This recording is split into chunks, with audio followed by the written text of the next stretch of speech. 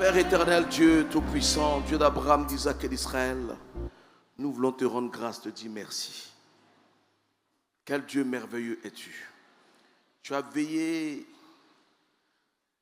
toute la nuit pour que nous nous réveillions en bonne santé. Nous venons ce matin te rendre grâce, te dire merci. Nous sommes heureux de t'avoir pour Dieu, pour Père. Père, maintenant il est temps de parler de ta parole. Je prie que tu mettes tes paroles dans ma bouche. Je prie que tu oignes ma bouche, mes lèvres, ma langue, afin que je puisse aller en eau profonde et annoncer tes oracles.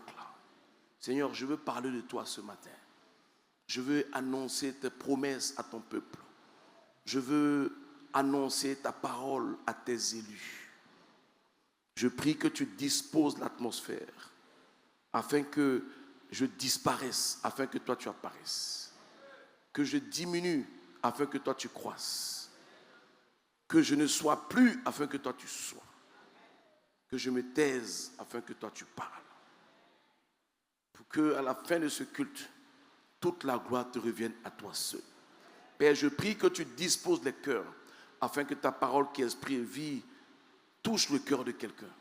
Et que chacun d'entre nous comprenne le but de son existence, son rôle sur la terre, et que chacun entre dans sa destinée prophétique.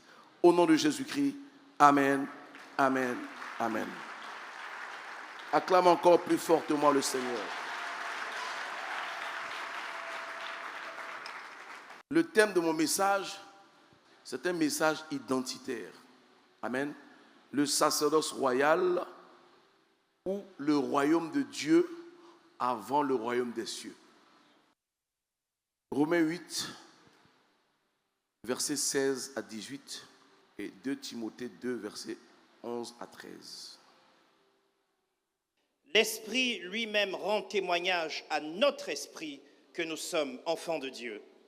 Or, si nous sommes enfants de Dieu, nous sommes aussi héritiers, héritiers de Dieu et co-héritiers de Christ, si toutefois nous souffrons avec lui afin d'être glorifiés avec lui. J'estime que les souffrances du temps présent ne sauraient être comparées à la gloire à venir qui sera révélée pour nous. Ici, la Bible nous fait comprendre que lorsque tu acceptes le Seigneur Jésus, tu as un devoir.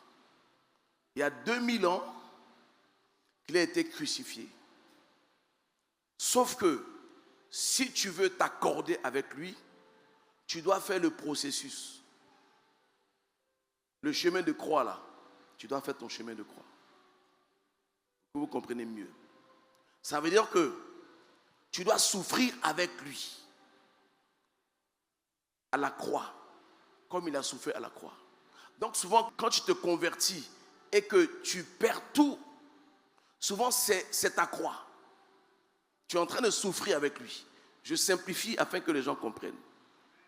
Donc quand tu commences à vivre le chemin de croix, tu as l'impression que Dieu n'est pas là. Or, c'est le processus pour être glorifié avec lui. Donc, si tu es chrétien et que tu refuses de souffrir avec lui, tu ne peux pas être glorifié avec lui. Est-ce que je parle à quelqu'un? Donc, la seule façon de souffrir avec lui, c'est d'être crucifié avec lui à la croix. Mourir avec lui à la croix. Être enseveli avec lui sous la terre. Et ressusciter, glorifié avec lui. Lorsque toi tu ressuscites glorifié, lui il ressuscite glorieux. C'est pas pareil. Amen. Parce que c'est sa gloire qui te glorifie. Donc, il ressuscite avec sa nouvelle stature et son nouveau statut. Ça veut dire que ce qu'il était avant de se dépouiller, avant de venir comme un simple homme, il se rêvait de cela. C'est pour cela que après sa résurrection, il a dit quelque chose. Il dit, tout pouvoir m'a été donné dans le ciel et sur la terre. Parce qu'il venait de se revêtir d'un nouveau statut et de sa nouvelle stature. Amen. 2 Timothée 2, versets 11 à 13. Cette parole est certaine. Si nous sommes morts avec lui, nous vivrons aussi avec lui. Si nous persévérons, nous régnerons aussi avec lui. Si nous le renions, lui aussi nous reniera. Si nous sommes infidèles, il demeure fidèle, car il ne peut se renier lui-même. Alléluia. Considère que tu es devant un notaire qui est en train de te lire ton héritage. Donc, le testament qu'il laisse, c'est ça. Il dit, cette parole est certaine. Si nous sommes morts avec lui, nous vivrons aussi avec lui. C'est ce que j'expliquais tout à l'heure. Tu ne peux pas régner avec lui si tu ne payes pas le prix. Et pendant que tu es en train de payer le prix, souvent tu es prêt à abandonner. Or, ce n'est qu'un processus. La Bible dit que Dieu permet que nous souffrions un peu de temps. Dis à quelqu'un, un peu de temps. Ce n'est pas tout le temps. La Bible dit que Dieu permet que nous souffrions un peu de temps. Il dit, si nous sommes morts avec lui, alors nous vivrons avec lui. Donc, celui qui n'a pas encore connu la mort en Jésus-Christ ne peut pas vivre en Jésus-Christ. C'est pour ça qu'il dit que celui qui garde sa vie la perdra. Mais celui qui perd sa vie à cause de moi la retrouvera.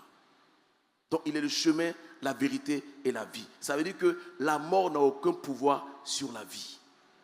Donc, il est important que chacun opte pour la vie. Même si ta mort est une figure d'hérétorique, c'est-à-dire que c'est une image spirituelle, mais tu dois connaître ce processus. Donc quand tu commences à rentrer dans le Seigneur, la Bible dit que tous ceux qui voudront vivre pieusement seront persécutés. Vous allez voir que le diable ne s'attaque pas à ce qui lui appartient. Et malheureusement, les chrétiens ont un esprit simple, ils sont influençables. C'est-à-dire que le diable utilise les réseaux sociaux pour déstabiliser l'Église. Vous voyez, par exemple, le phénomène Balthazar, c'est une distraction du diable. Ça veut dire que si le chrétien est concentré, il entre dans sa destinée. Donc, qu'est-ce que le diable? Il envoie la distraction. Même les on-dit, les propos, les calomnies, tout ça, c'est de la distraction. Dis à quelqu'un, reste concentré. Tu as une destinée, tu as un cahier de charges. Il y a quelque chose qui a été dit sur ta vie. Sois focalisé sur ça. Soit Dieu est Dieu, soit Dieu n'est pas Dieu. Soit Dieu est vrai, soit Dieu n'est pas vrai.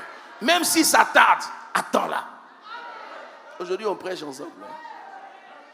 Verset 12. Il dit, si nous persévérons, nous régnerons aussi avec lui. Donc, il y a une promesse de règne. Or, qui peut régner sans pouvoir? Qui peut régner sans trône? Quand on parle de règne, on parle de royauté. N'est-ce pas? Si nous persévérons, persévérer, c'est percer et vous verrez. Or, pour percer, c'est dur. Amen. Donc, persévérer, c'est résister, c'est tenir ferme, ne pas abandonner. Or, le chrétien abandonne à la première difficulté. Il faut qu'on change de mentalité. Il faut qu'on change de paradigme. Il faut qu'on change notre façon d'être. Il faut qu'on arrête de se laisser influencer.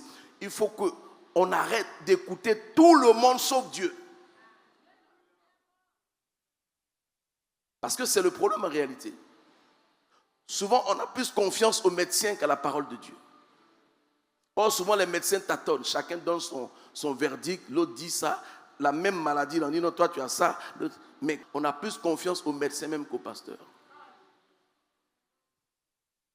En qui tu as cru? Amen. Il dit, si nous sommes infidèles, il demeure quoi? Fidèle, car il ne peut se renier. Donc fidèle n'est pas que son nom. Fidèle est son identité. C'est pour cela qu'on vous appelle fidèle. Parce qu'en réalité, est-ce que vous êtes vraiment fidèle? Donc en fait, ce n'est pas une description, c'est un nom. Parce que le chrétien qu'on appelle fidèle là, très peu parmi eux le sont vraiment. Mais on t'appelle fidèle afin que ce nom, le nom ayant une influence sur la personne, t'influence à devenir fidèle. Sans la fidélité, tu ne peux rien construire dans ce monde. Sans la fidélité, tu ne peux. La fidélité est un socle, est un fondement, est un principe de vie, est une valeur intrinsèque. Est-ce que je parle à quelqu'un? Apocalypse 5, versets 9 à 10. Et il chantait un cantique nouveau en disant, « Tu es digne de prendre le livre et d'en ouvrir les sceaux, car tu as été immolé et tu as racheté pour Dieu par ton sang des hommes de toute tribu, de toute langue, de tout peuple et de toute nation. Tu as fait d'eux un royaume et des sacrificateurs pour notre Dieu, et ils régneront sur la terre. » Je peux reprendre la phrase. Ils régneront où? Sur la terre. Reprends encore. À la fin. Ils régneront sur la terre. Je vous ai parlé du sacerdoce royal. Ou le royaume de Dieu avant le royaume des cieux, n'est-ce pas? Vous devez comprendre qu'il y a deux royaumes avec Dieu. Il y a le royaume des cieux, qui est le troisième ciel, qui est la nouvelle Jérusalem qui va descendre du ciel. Le royaume des cieux est là où Dieu réside. Amen. Où notre Seigneur Jésus-Christ est assis à la droite. Vous allez remarquer que lorsqu'il a dit « Tout pouvoir m'a été donné », il a dit « Dans le ciel », il n'a pas dit « Dans les cieux ». Parce que son pouvoir s'arrête au deuxième ciel. Son pouvoir n'arrive pas au troisième ciel parce que c'est là qu'est assis celui qui lui a donné tout pouvoir. Est-ce que vous comprenez? Donc, le royaume des cieux, c'est là où réside Dieu. Le royaume de Dieu, c'est le règne de Jésus-Christ sur la terre avec ses élus. C'est pour ça qu'il dit que il chantait un cantique nouveau en disant « Tu es digne de prendre le livre et d'en ouvrir les sceaux, car tu as été immolé, tu as racheté pour Dieu par ton sang des hommes de toute tribu, de toute langue, de tout peuple, de toute nation. Tu as fait d'eux un royaume. » Nous sommes un royaume. Amen. Et des sacrificateurs. C'est ça le sacerdoce royal. C'est-à-dire que c'est la sacrificature et la royauté. Amen. Donc Christ a racheté par son sang des tribus, des peuples, des personnes pour en faire un royaume. Amen. Et toute nation. Tu as fait d'eux un royaume et des sacrificateurs pour notre Dieu. Et ils régneront sur la terre. Donc la Bible dit qu'ils régneront sur la terre. Ils régneront lorsque le Seigneur va commencer à régner. Donc la question qu'on doit se poser, est-ce que le Seigneur règne maintenant?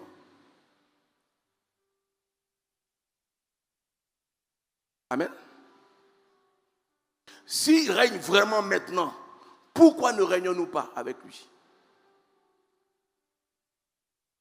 Parce que pour comprendre même c'est quoi régner, tu dois entrer en toi-même pour voir ta façon de vivre. Est-ce que ta façon de vivre ressemble à un règne? 1 Corinthiens 15, versets 24 à 26. Ensuite viendra la fin, quand il remettra le royaume à celui qui est Dieu et Père, après avoir détruit toute domination, toute autorité et toute puissance. Car il faut qu'il règne jusqu'à ce qu'il ait mis tous les ennemis sous ses pieds. Le dernier ennemi qui sera détruit, c'est la mort. Donc, la Bible est en train de nous montrer clairement que depuis 2000 ans, Jésus-Christ règne déjà. La Bible dit que tout pouvoir lui a été donné. C'est un pouvoir de règne. C'est un pouvoir de commandement. C'est pour ça que la Bible dit que à tous ceux qui l'ont reçu, il leur a donné le pouvoir de devenir.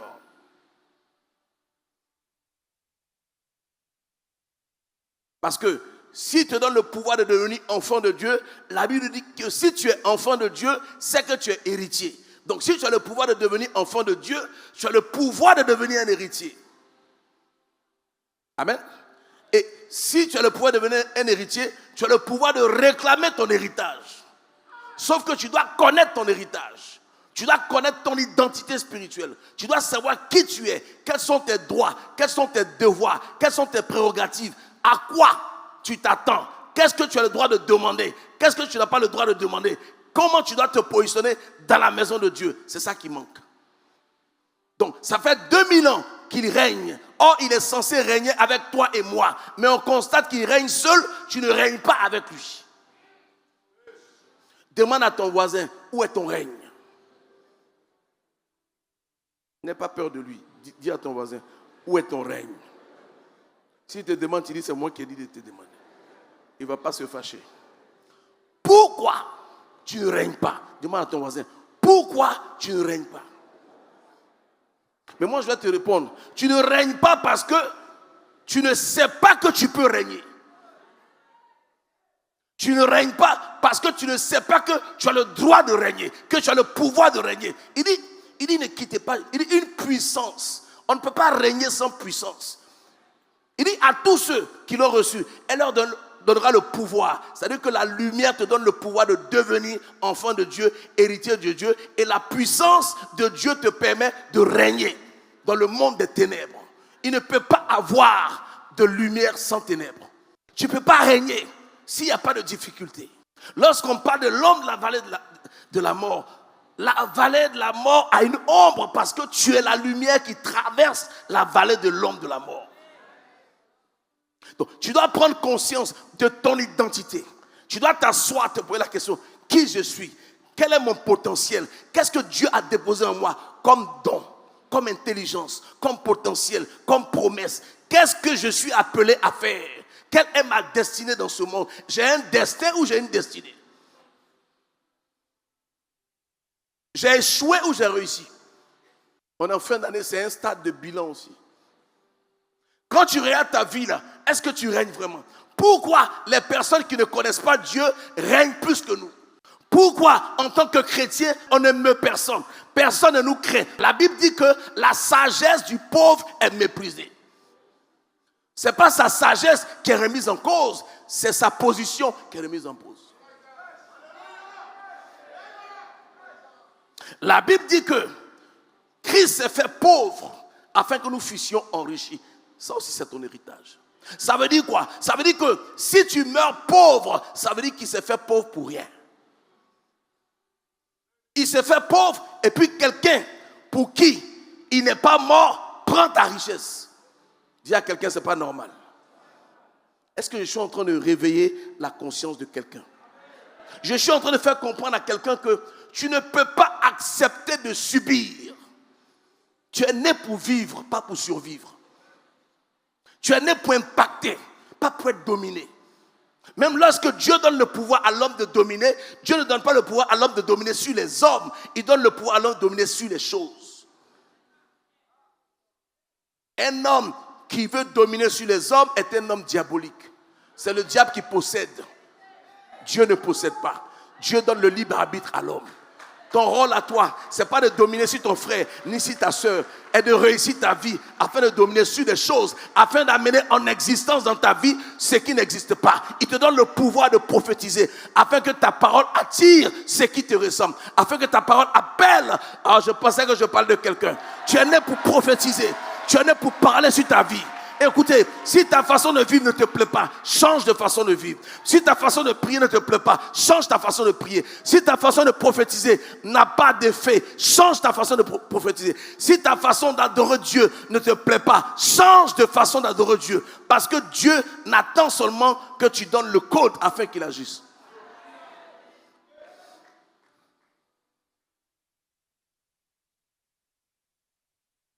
Pourquoi nous ne régnons pas? J'ai un problème avec ça. Nous subissons. La Bible dit que tu es la lumière du monde. Où est ta lumière? La Bible dit que tu es le sel de la terre. Où est ta saveur? Les gens arrivent à fonctionner dans ton entourage sans tenir compte de toi. Ça veut dire que tu n'impactes pas. La pire des choses, c'est que toi-même, ça ne te dérange pas. Il y a des gens qui ont le même diplôme que toi, qui occupent des postes plus élevés que toi. Or, les promesses sont pour toi, pas pour eux. Il y a des personnes qui tissent les pactes avec le diable et prospèrent plus que toi. La question que je veux que tu me répondes, est-ce que le diable est plus fort que notre Dieu? Vous savez pourquoi nous ne régnons pas? Je vais vous dire ça. Ecclésiaste 10, versets 6 à 7.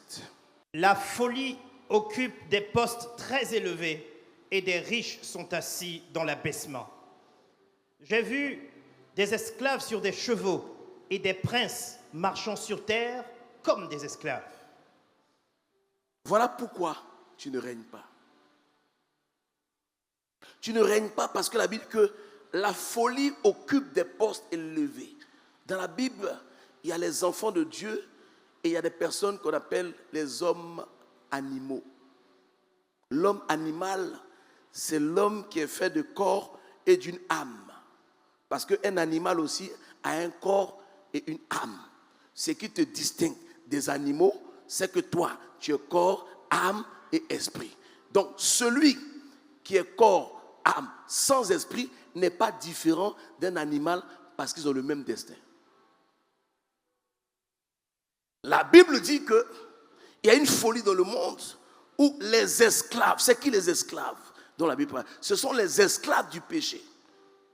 Des personnes consciemment ou inconsciemment qui font la promotion du diable. Aujourd'hui, le diable est proclamé ouvertement dans le monde. Chaque fois que ce qui est fait comme loi ne vient pas de Dieu, ça fait la promotion du diable. À force de nous taire, les gens nous ont convaincus que ce qui était bon est mauvais, ce qui est mauvais est devenu bon. Aujourd'hui, même dans les films, on nous fait comprendre que 2 femmes qui s'embrassent, c'est normal.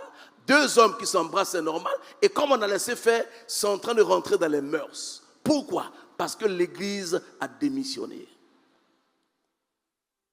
Et il dit que ce qu'il voit de bizarre, c'est que les princes sont à terre et les esclaves sont sur les chevaux des princes. Le problème, c'est quoi? C'est que souvent, ton père te laisse un héritage. On te laisse une plantation de 20 hectares de cacao. Au lieu de t'occuper de la plantation, tu confies la plantation aux manœuvres et puis tu es à Abidjan. Dis à quelqu'un, tu fais quoi à Abidjan? Et le manœuvre, à force de travailler dans la plantation, même quand il a un salaire, il a l'impression que c'est sa plantation. Qui voit de quoi je parle? Tu n'es pas là pour le surveiller. Donc il change les papiers. Il commence à te dire, ça veut dire que quelqu'un qui travaille pour toi, que tu payes, il vient te dire, je vais acheter. Mais tu ne réfléchis pas. Il va acheter avec quoi? Avec ton argent. Et ça ne te dérange pas. Et il y a des personnes qui acceptent de vendre leur terre à leur manœuvre. Et quand le manœuvre rachète, on dit, non, il a volé, c'est un étranger. Mais tu dormais. Tu as accepté de vendre ta terre. Donc, les princes sont à terre parce qu'ils ne savent pas monter les chevaux. Ça veut dire quoi? L'esclave, à force de s'occuper des chevaux, le cheval se familiarise à l'esclave. Le cheval aime l'esclave parce que l'esclave lui donne à manger. Le cheval aime l'esclave parce que l'esclave le nettoie. L'esclave s'occupe de lui. Or, l'image du cheval, c'est l'image du règne à venir. Donc, celui qui entretient le cheval est en train de préparer son règne. C'est pour cela que même si tu es un serviteur qui s'occupe de ton enfant ne doit pas être plus proche de ta servante que toi. Si tu acceptes ça, tu es une mauvaise mère. Parce que l'enfant va commencer à manger ce que la servante aime. Donc ça veut dire quoi? La servante lui donne une éducation à l'enfant qu'elle-même n'a pas.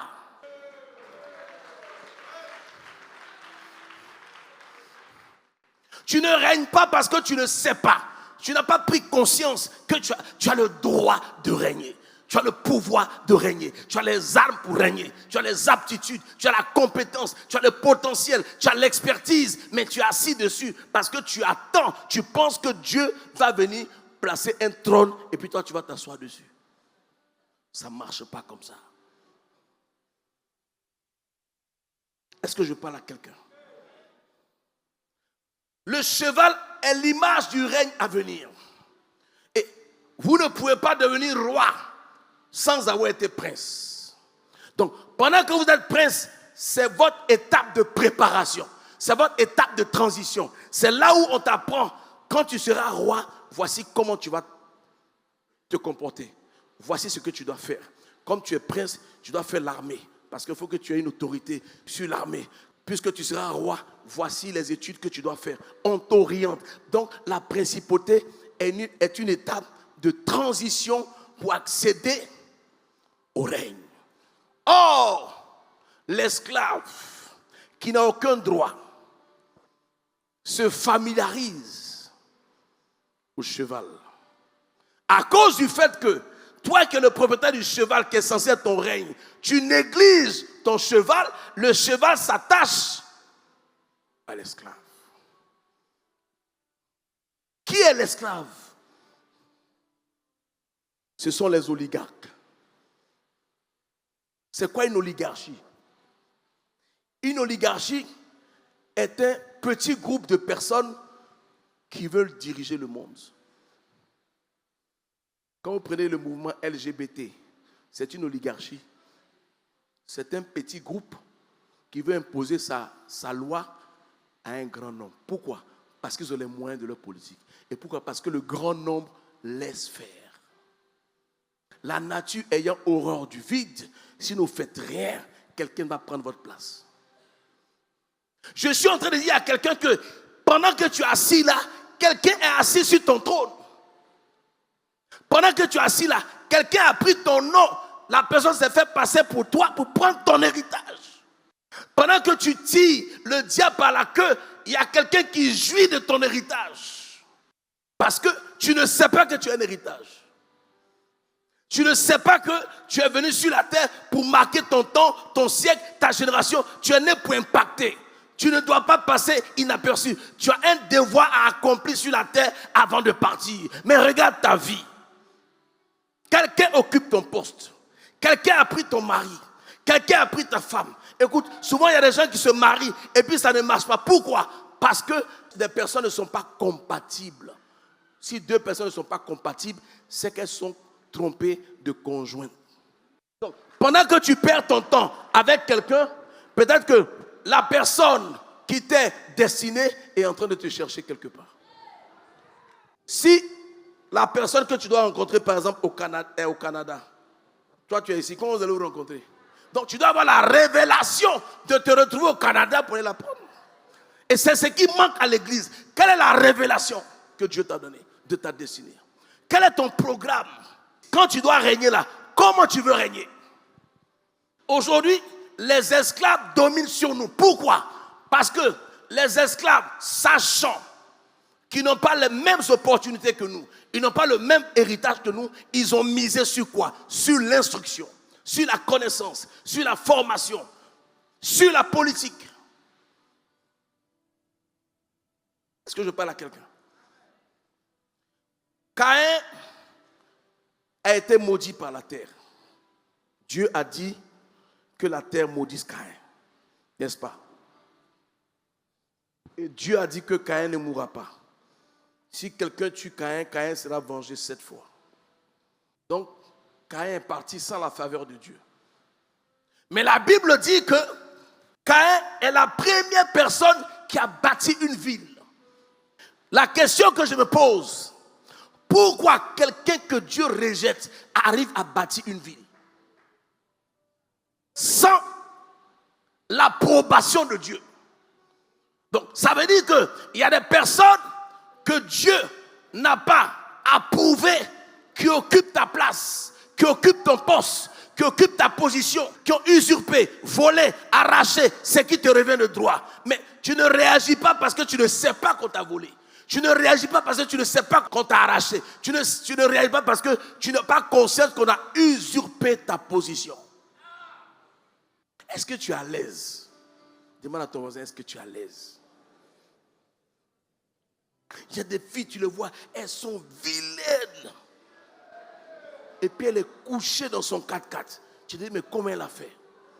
Elle connaît sa valeur. Vous savez, quand quelqu'un a un handicap, ses autres sens deviennent sa force. Caïn, sachant que Dieu n'était plus avec lui, qu'est-ce qu'il a fait? Il a développé son mindset, son intelligence, son cerveau. Malheureusement, les chrétiens ne s'arrêtent qu'à la prière. La prière n'est que le début. Après la prière, tu dois réfléchir, tu dois analyser, tu dois cogiter, tu dois concevoir, tu dois fabriquer, tu dois inventer, tu dois t'instruire, tu dois aller encore plus loin. Parce que c'est avec le cerveau qu'on réalise, pas avec la prière. Caïn a bâti une ville sans l'aide de Dieu. C'est la première personne sur terre qui bâtit une ville. Regardez, dans l'Ancien Testament, ceux qui appartenaient à Dieu, là, ils ont régné. Dans le Nouveau Testament, à partir de l'apôtre Paul, là, personne n'a régné. Vous avez remarqué ça? C'est pas qu'ils ne peuvent pas, mais ils ont estimé que ce n'était pas important. Voici des gens, ils se mettent ensemble, chacun vend ses biens et puis se partage. C'est un passif. J'aurais aimé que tu sois là pour leur donner des conseils. Un passif, c'est quelque chose que tu as jeté par la fenêtre. On ne vend pas un bien pour se partager. On met un bien en valeur. Vendre ta maison et vous partagez l'argent, c'est une malédiction. Ça veut dire que vous effacez les traces des travaux que vos parents ont fait. Or, si vous mettez la maison en valeur et que vous la mettez en location, même si vous n'avez pas ce que vous voulez, vos enfants pourront en profiter. C'est ça la différence entre un actif et un passif. Ils vendaient leurs biens et puis ils se partageaient selon le besoin. Vous savez quelle vie ça? Mais c'est un faux plan. Et il y a des experts financiers qui sont là, qui ne vont pas me dire le contraire. Un bien est une acquisition. Quand on dit que quelqu'un est fortuné là, ce n'est pas l'argent qu'il a sur le compte. Ce sont ses réalisations, son entreprise. Ce qui porte son nom, c'est ça qui fait ton règne. Est-ce que je parle à quelqu'un?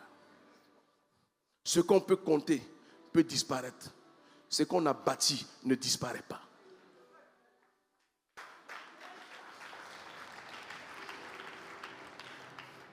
Si tu fais les mêmes erreurs que ton père a faites, c'est que tu es maudit. Ton père fait des erreurs pour que tu ne fasses pas les mêmes erreurs. Est-ce que je parle à quelqu'un? On dit, les esclaves occupent des postes élevés. Il y a des gens qui ne prient pas le Dieu que toi tu pries. Ils sont plus riches que toi. Ils sont plus positionnés que toi. Tu ne te poses pas la question. Vous savez pourquoi? Parce qu'eux, ils adorent le diable. Mais leur adoration du diable est sérieuse par rapport à la tienne. Ce qu'ils peuvent donner à leur Dieu là, toi tu ne peux pas le faire. Je vous ai dit la dernière fois, rien ne s'obtient sans sacrifice. La vie est un sacrifice. C'est après le sacrifice que naît. Il dit quoi? Tu dois souffrir avec lui afin d'être quoi? Glorifié avec lui. C'est le sacrifice. Tu ne veux pas payer le prix et tu vas avoir la gloire. Tu as vu ça où? Aujourd'hui, les esclaves du péché qui savent que Dieu n'est pas dans leur vie ont misé sur l'instruction, sur la connaissance, sur la formation, sur l'expertise pour se rendre incontournable. Toi qui es chrétien, ça veut dire que tu viens à l'église, tu sors de l'église, tu ne fais rien. Tu n'as aucune activité. Nous devons prendre exemple sur les Juifs. Les Juifs ont la promesse d'Abraham. C'est le peuple élu de Dieu. Mais malgré ça, là, ce sont des grands travailleurs. Dieu a béni les musulmans par Ismaël. Quand ils finissent la mosquée, là, ils vont faire leur prière 1 heure. Quand ils finissent, ils retournent au travail. Dieu bénit l'œuvre de leurs mains. Dieu ne peut pas te bénir si tes mains ne font rien. Dieu ne peut pas te bénir si tu n'es pas ambitieux. Dieu ne peut pas te rendre grand si toi-même tu ne te vois pas grand. Même si dans le plan de Dieu tu es né pour être grand et que toi tu ne vois pas grand, Dieu ne peut pas te forcer pour te rendre grand. Comment tu te vois? Comment tu te regardes? Quelles sont tes perspectives? Est-ce que la vie que tu mènes te plaît? Est-ce que la position que tu occupes te plaît? Est-ce que la voiture que tu roules te plaît? Est-ce que c'est ça? Si tu n'es pas à l'aise, donne-toi les moyens de déménager. Si tu n'es pas à l'aise, donne-toi les moyens d'acheter une autre voiture. Si tu n'es pas à l'aise dans ton travail, donne-toi les moyens de changer de travail. Le problème avec l'église, c'est que les pasteurs des églises traditionnelles qui étaient nos pères ont enseigné à l'église que la politique est une œuvre du diable. Ils ont enseigné que faire des affaires est une œuvre du diable. Ils ont enseigné qu'il y a des métiers qu'un chrétien ne doit pas faire. Donc, ça les a amenés à l'autocensure. Maintenant, celui qui n'a pas d'interdiction, lui, il se permet tout. Il a plus d'avantages que toi. Est-ce que je parle à quelqu'un? Or, nous sommes dans une société compétitive. Tu es chrétien. Tu veux devenir magistrat. Mais tu ne peux pas devenir magistrat si tu as un niveau 6e. Même si tu pries jusqu'à cracher du feu. Même si tu pries, tu dois élever ou lever ton niveau au moins à avoir le niveau qui te permet de rentrer à l'école de magistrature, n'est-ce pas? Mais ça, ce n'est pas la prière qui fait ça. C'est le cerveau. Donc, ça veut dire quoi? Si Caïn a pu bâtir une ville sans Dieu, ça veut dire que quelqu'un peut devenir riche sans Dieu. On vient à Dieu parce qu'on veut aller au ciel. On ne vient pas à Dieu parce qu'on veut devenir riche. Devenir riche là, on n'a pas besoin de Dieu pour ça. On a besoin d'un cerveau. On a besoin de s'entourer de personnes. Et ton règne sur la terre, c'est ton entreprise. Ton règne sur la terre, c'est le poste que tu occupes dans la société. Ton règne sur la terre, c'est ta position d'élévation là. Tu règnes sur des personnes. C'est ça le règne de Dieu sur la terre. Tant que les enfants de Dieu ne régneront pas, le monde ne sera pas converti. Les chrétiens ont tendance à critiquer les francs-maçons. Ça veut dire que toutes les églises que vous voyez là, oh, c'est un franc-maçon, oh, c'est un franc-maçon. Mais les francs-maçons ne parlent pas des chrétiens. Ils ont compris, les francs-maçons ont choisi la stratégie de Caïn et de Salomon. Caïn, franc-maçon, donc c'est des bâtisseurs. Sauf que tu ne peux pas bâtir une ville si tu ne t'es pas bâti toi-même. Comment on se bâtit soi-même? En s'instruisant, en se faisant former, en ayant du potentiel, en ayant une bonne formation, en ayant une expertise, en ayant une expérience. Donc, c'est ce que tu as bâti que tu retransmets. Écoutez, si Moïse n'avait pas le niveau escompté, il n'aurait pas pu bâtir le tabernacle. Parce qu'il fallait qu'il ait un niveau intellectuel pour écrire le plan, le dessiner. Il faut une architecture. Si Noé n'avait pas le niveau intellectuel, il n'aurait pas pu bâtir une arche. Parce que même toi, si tu te dis qu'il faut faire une table, tu ne peux pas. Donc imaginez, si Noé a pu construire une arche, c'est qu'il était ingénieux. Et s'il était ingénieux, c'est que c'était un ingénieur. Quel est ton potentiel? Qu'est-ce qui peut te faire régner?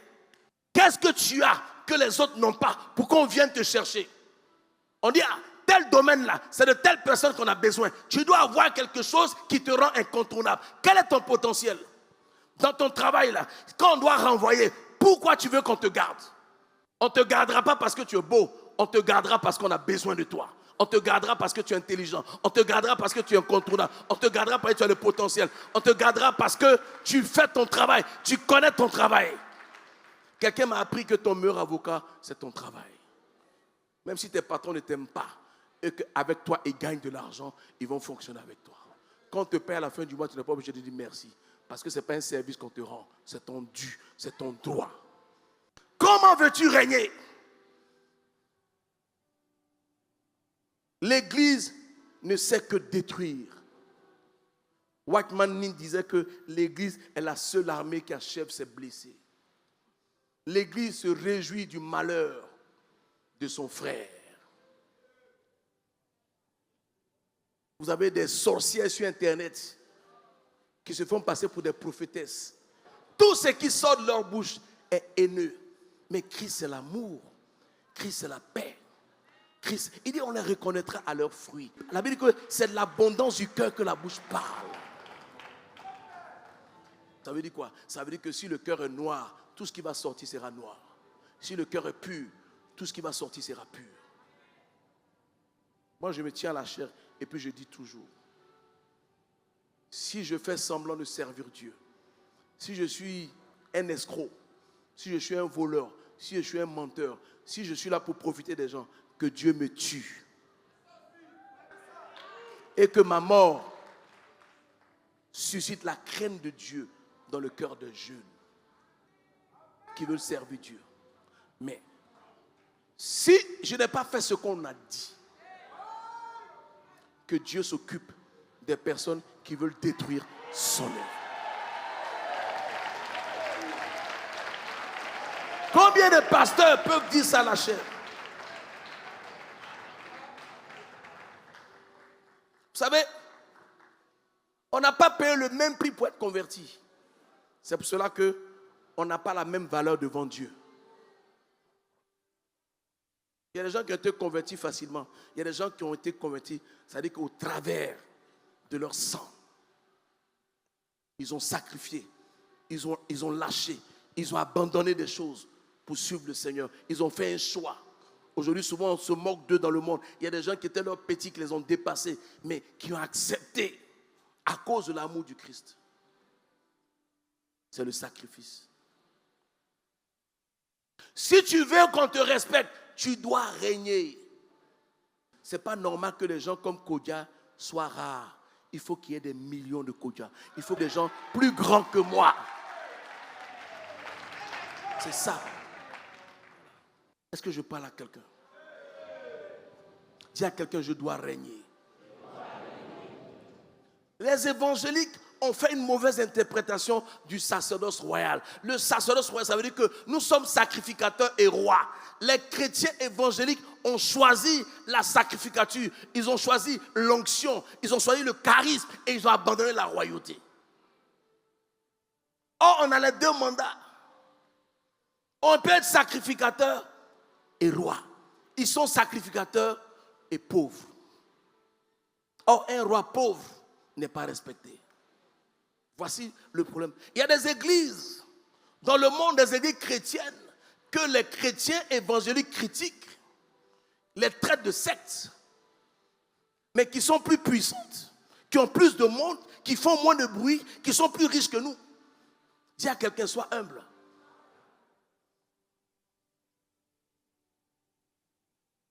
L'église adventiste 7e jour, vous connaissez?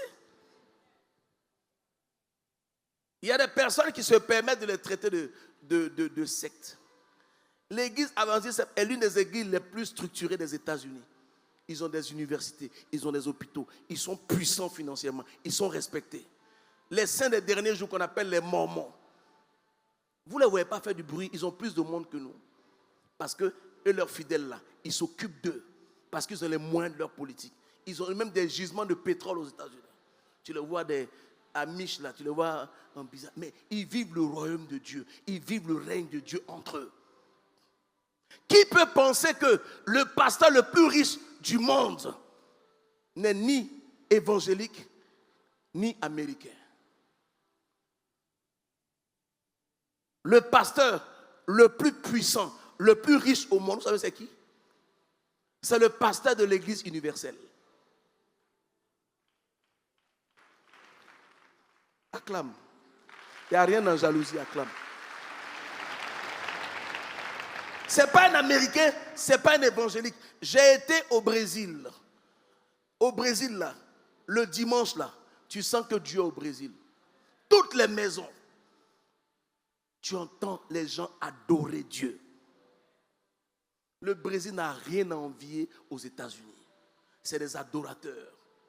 J'ai été à la montagne pour voir leur statue bizarre là.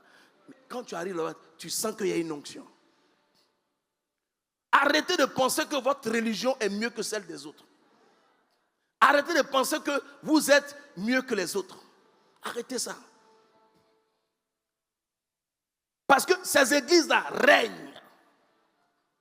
Au Brésil, là, c'est Jésus qui est Seigneur. Quand tu arrives, tu le sens. Des gens ont bâti des églises de malades. Ça dit que longueur, là, ça dit que c'est près de 300 mètres. Et puis la hauteur, c'est près de 30 mètres de hauteur. Pour leur Dieu. Le règne de Dieu, c'est là où le nom de Dieu est invoqué. Quand dans ta société, les gens prient entre milieu, c'est le règne de Dieu. Ça veut dire que la société appartient à Jésus. Combien de sociétés appartiennent à Jésus-Christ dans ce pays, dans cette nation, ou sur ce continent? Combien? Il y a plus de sociétés païennes qui prospèrent que les sociétés chrétiennes. Les chrétiens même qui ont leurs frères, qui ont des banques, qui ont des sociétés, préfèrent aller travailler avec des incirconcis, avec des esclaves, pour éviter que leurs frères prospèrent. L'église est un gros marché. Donc l'église a un gros potentiel. Mais on doit fonctionner comme les juifs. On doit fonctionner en réseau. Si tu as une demande, tu sais que tu veux laver tes habits, ta soeur a un pressing, c'est dans son pressing que tu vas. Tu ne vas pas ailleurs. Les juifs, quand ils ont l'argent, ça va entre les mains de 15 juifs avant que ça sorte. Quand tu te fais former par un juif, tu ne peux pas échouer. Parce qu'ils connaissent les principes. Ils savent que Dieu est avec eux. Dieu les a bénis, mais ils travaillent. Les chrétiens sont paresseux. Dis à quelqu'un, va au travail. Si tu n'as pas l'âge de la retraite et que tu dors jusqu'à midi, tu es maudit. C'est moi qui te dis ça. Vous savez que l'église la plus populaire, la plus influente, la plus riche au monde, la plus respectée au monde, c'est l'église catholique romaine. Ils ont la plus grosse société immobilière au monde qu'on appelle Immobiliare. Ils ont l'une des plus grosses réserves d'or au monde. Dis à quelqu'un, le règne de Dieu. Ils ont une banque financière qui prête même de l'argent aux États occidentaux. C'est eux qui ont vulgarisé la scolarisation. Avant, c'était un luxe de se scolariser. C'est le père Chiniki, un Canadien francophone. C'est lui qui a vulgarisé la scolarisation. Est-ce que je parle à quelqu'un? Dis à quelqu'un, sois humble. Tu ne peux pas critiquer quelqu'un qui est devant toi. Si Dieu met quelqu'un devant toi, c'est pour que tu apprennes de lui.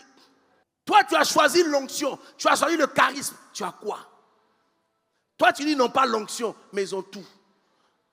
Le pape est le premier archevêque au monde qui a rang de chef d'État.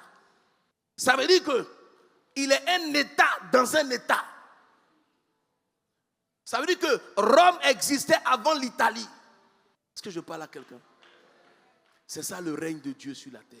Quand tu as un père spirituel, ou tu es dans une église, où ton père spirituel est respecté, c'est ça le règne de Dieu.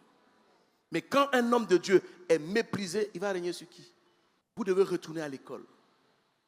Vous devez vous faire former. Vous devez lever le niveau. Vous devez retourner à l'école. Nous sommes dans une société compétitive. Si tu n'as pas le niveau, tu ne peux pas compétir. Tu es disqualifié. Je disais à ma fille la dernière fois, elle est intelligente, elle est brillante. J'ai dit, ma fille, tu arrêtes tes études. Demain, tes petits frères vont te commander. Parce que tu as abandonné ton règne en arrêtant tes études. Pour le moment, tu ne comprends pas. Il y a des personnes qui veulent étudier, mais qui n'ont pas de parents pour payer leurs études. Il y a des personnes qui ont des parents pour payer, qui ne veulent pas étudier. Quand tu refuses d'étudier, c'est ton règne. Moi, mon père, il nous a dit, votre héritage là, j'ai pris pour payer vos études. Celui qui s'arrête au CM2, c'est son héritage. Celui qui s'arrête à la maîtrise, c'est son héritage. Et lui, son argent là, c'est pour lui et puis ses maîtresses. L'homme qui m'a élevé là, c'est l'éducation qu'il m'a donnée. Pour ne pas qu'on compte sur ses biens. Mais quand il est mort, ses enfants ont profité de ses biens. Mais c'était pour lever ça de leur esprit. Est-ce que vous comprenez ce que je suis en train de dire? Quand tu t'assois au soir de ta vie là, est-ce que tu es fier de toi? Est-ce que tu es grand? Parce que le problème des chrétiens, ils veulent juste paraître sans être. Or, les églises qu'on critique là, ça veut dire qu'ils sont sans vouloir paraître. Parce que les grands de ce monde ont compris que la grandeur s'acquiert dans le secret. Les oligarques, on ne les connaît pas. Il y a 13 familles qui dirigent le monde qu'on ne connaît pas. Même quand on met les noms dans Forbes, là, leur nom n'est pas dessus. Parce que leur richesse est scandaleuse. Dis à quelqu'un, on ne dit pas. Si on dit, ça va choquer des gens. Chaque fois que tu fais parler de toi, tu es en train de disparaître. Les personnes que vous voyez, regarde, je prends l'exemple sur Donald Trump. Les gens, ils ont diabolisé le monsieur. Il est raciste. Moi, Donald Trump, là, je ne l'aime pas personnellement. Je ne veux pas qu'il soit élu pour venir aider l'Afrique. Les Africains doivent s'aider eux-mêmes. Mais même Serge Dola, il m'a fait jeûner, prier sur Barack Obama. Vous vous rappelez, non? Près de 6 mois. Barack Obama est la plus grande déception de l'Afrique. Donald Trump l'a accusé d'avoir créé l'État islamique avec Hillary Clinton. Il n'a pas démenti. Daesh, là, il dit c'est lui qui a créé ça. Les gens voulaient tuer Kadhafi. Le président dit n'attaquez pas la Libye parce que vous allez favoriser le terrorisme. Obama lui a dit on doit faire le job. Ils ont fait le job. Maintenant ils sont étonnés que les gens aillent en France. Ils iront en France. Ils vont prendre bateau. Ils vont nager. Ils vont prendre pirogue. Ce qui est sûr, ils iront en France.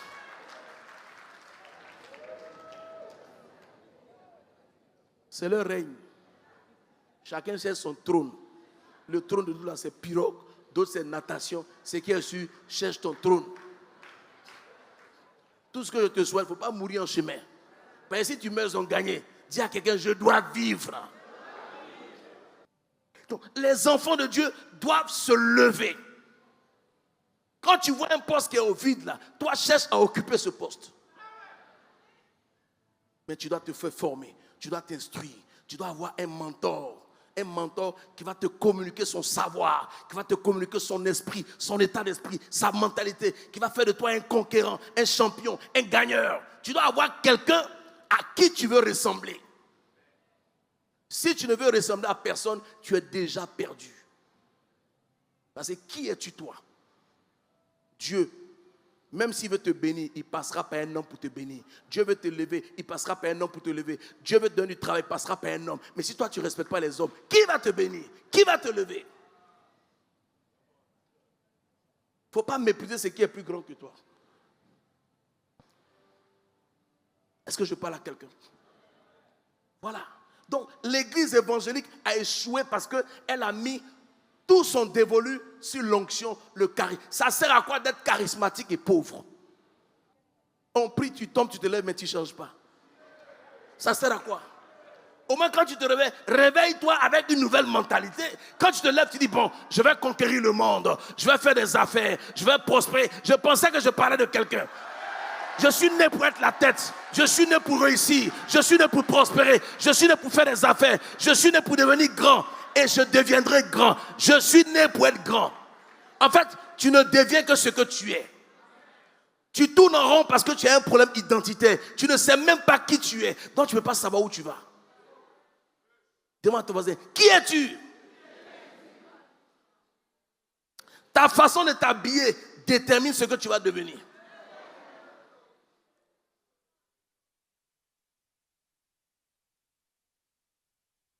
Est-ce que je parle à quelqu'un?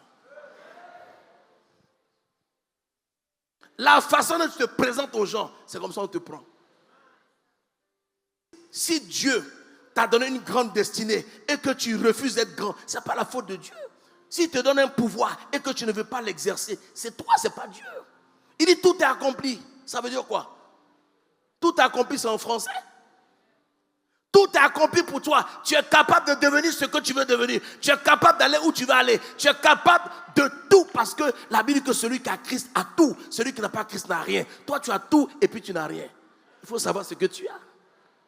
Soit tu as tout, soit tu n'as rien. Tu ne peux pas avoir tout et rien en même temps. Oh, tu as Christ. La Bible dit que si tu as Christ, tu as quoi? Tu as tout. C'est un package. Maintenant, pose-toi la question. Est-ce que tu as vraiment Christ puisque tu n'as rien? La Bible dit que la sagesse du pauvre est méprisée.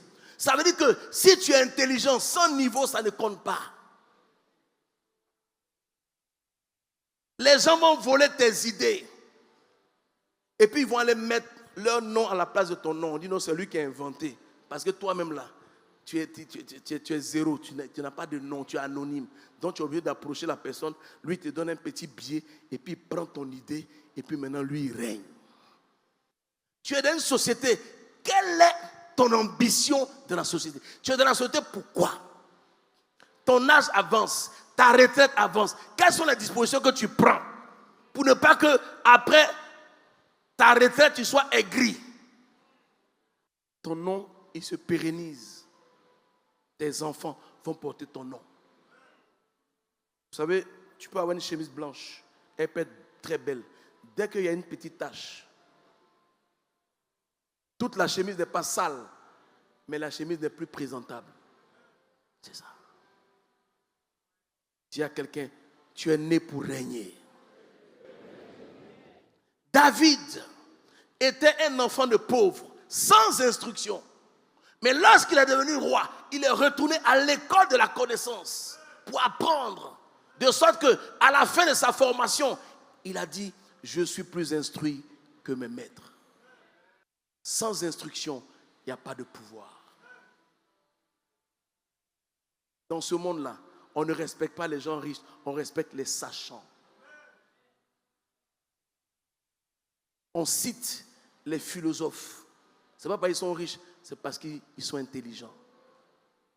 Et je sais que tu es intelligent, sinon tu n'allais pas être là. Qu'est-ce que tu en fais? Qu'est-ce que tu fais de ton intelligence? Moi, je respecte les musulmans parce qu'ils travaillent. Ils ne prient pas et puis s'assoient. Ils prient après, ils vont au travail. Ils gagnent de l'argent. Ils font du business. Qu'est-ce que toi, tu fais? Dans la vie, il y a deux catégories de personnes. Il y a ceux qui tendent la main et il y a ceux qui donnent. Toi, tu es de quelle catégorie? Dans la vie, il y a deux catégories. Il y a ceux qui parlent des autres, il y a ceux de qui on parle. Tu es de quelle catégorie? Dans la vie, il y a les grands, il y a les petits. Toi, tu es de quelle catégorie? La grandeur, ce n'est pas dans la taille, ce n'est pas dans le poids, ce n'est pas dans la forme. La grandeur, c'est dans la tête. Qui penses-tu que tu es? À quoi tu aspires? Qu'est-ce que tu peux faire qui va te rendre grand, qui va faire que toi aussi on va te respecter? C'est ça le règne de Dieu sur la terre. Dis à quelqu'un, je dois régner. Même quand tu es chef de service, ce que tu commandes, c'est ton règne. Partout où tu es au-dessus, c'est ton règne. Mais il ne faut pas régner dans la méchanceté. Quand tu es patron d'une entreprise, c'est ton règne. Tu dois communiquer la sagesse, l'amour, le partage, la fraternité. Tu dois aider les gens, impacter les gens positivement, afin qu'eux aussi, dans leur maison, ils puissent régner positivement. Si tu arrives à un stade de ta vie où tu continues de tendre la main, tu ne peux pas régner. Parce que la main qui donne ordonne. Est-ce que je parle à quelqu'un? Souvent, quelqu'un vient à l'église, il voit une soeur qui lui plaît, il veut l'épouser. Et puis, il y a un mauvais qui va dire, oh, celle-là, il faut laisser, hein. Tout le monde est passé.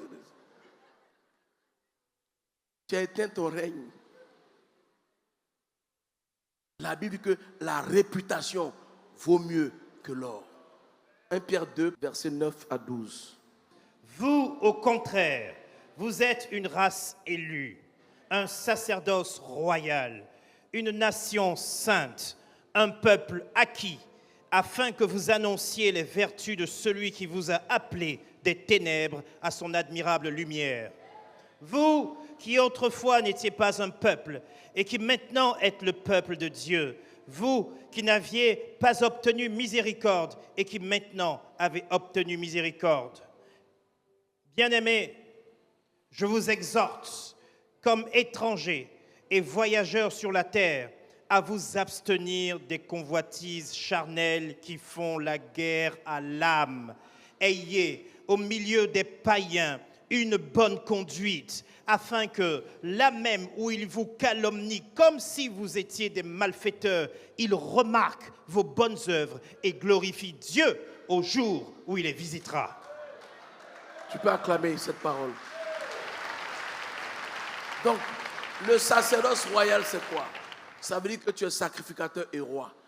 Mais quand tu es un homme de Dieu, tu es sacrificateur avant d'être roi. Quand tu es appelé au ministère comme nous, c'est la sacrificature que tu présentes. N'est-ce pas? Quand tu es un fidèle, tu es roi avant d'être sacrificateur.